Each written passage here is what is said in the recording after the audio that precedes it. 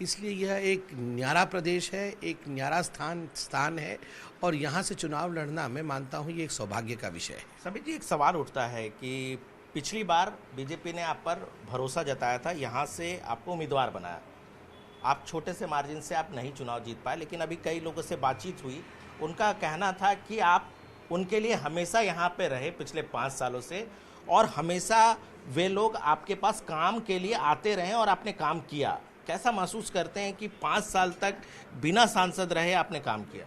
देखिए, आप याद करिए, आप ही के टीवी चैनल पे मैं रोज़ सुबह और शाम जब भी आवश्यकता पड़ती थी डिबेट करता था, मगर कुछ सालों से मैं अब डिबेट में दिखता नहीं हूँ। मैं स्पोक्स पर्सन हूँ और कुछ राज्यों का प्रभारी भी हूँ। प्रभारी का काम और स्पोक्स पर्सन का काम करते करते धीरे धीरे जब चुनाव आया है, लगभग 2 वर्षों से मैं यहीं हूँ।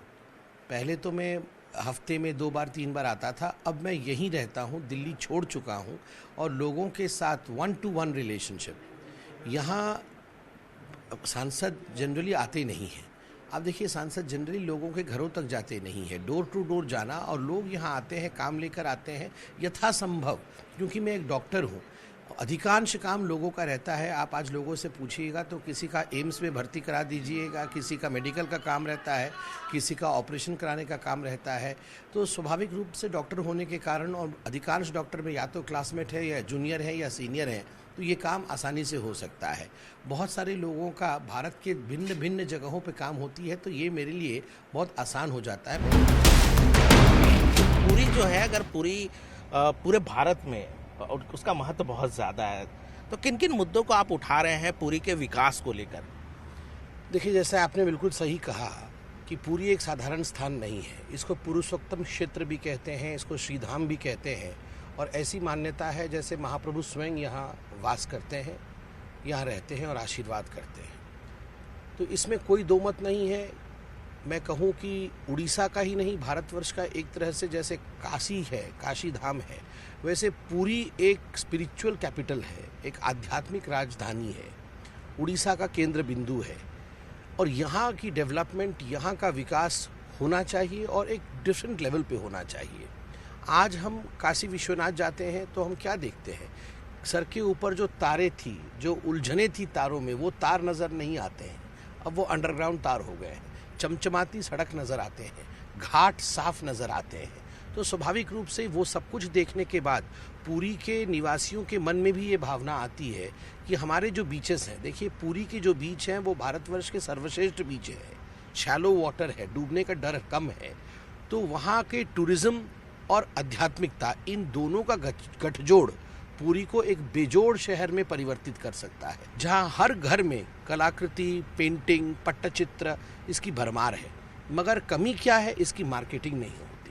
पूरे विश्व में, पूरे भारतवर्ष में अगर सही तरीके से इसकी मार्केटिंग हो, ऑल इंडिया लेवल पे ये आए, तो इसका एक बहुत बड़ा फ़ायदा पुरी के निवासियों को होगा। तो मैं भरसर कोशिश करूँगा कि ये एक टूरिस्ट अट्रैक्शन बने। उड़ीसा को माँ लक्ष्मी ने दिया हुआ है कि आप अगर चाहें तो आप पूरे भारतवर्ष में सर्वश्रेष्ठ राज्य बन सकते हैं। ये उत्कल था, ये कलिंग राज्य था, ये सर्वश्रेष्ठ राज्य था ही। मगर इतने वर्षों तक कांग्रेस का शासन और उसके बाद बीजेडी के शासन के दौरान जिस प्रकार की विकास अपेक्षित थी, हम चाहते थे कि हो, वो उपेक्षित रह गई है। वो विकास हमें देखने को मिलता नहीं है।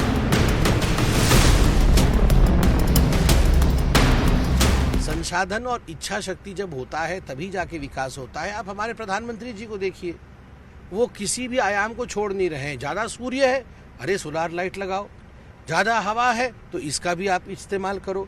उन्होंने किसी भी संसाधन को व्यर्थ नहीं छोड़ा। इस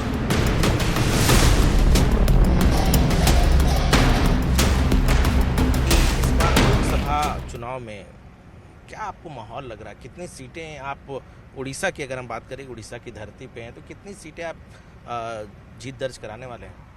देखिए, आपने बीजेपी के प्रवक्ता से पूछा है, हमारी 21 लोकसभा की सीटें हैं, तो स्वाभाविक है, और स्थिति भी ऐसी है कि मैं तो 21 में 21 ही सीट कहूँगा। लगातार हमने देखा कि पिछली लोकसभा चुनाव में आप चुनाव लड़े, अब भले ही छोटे मार्जिन से आपकी हार हुई, लेकिन आप लगातार क्षेत्र में बने रहे।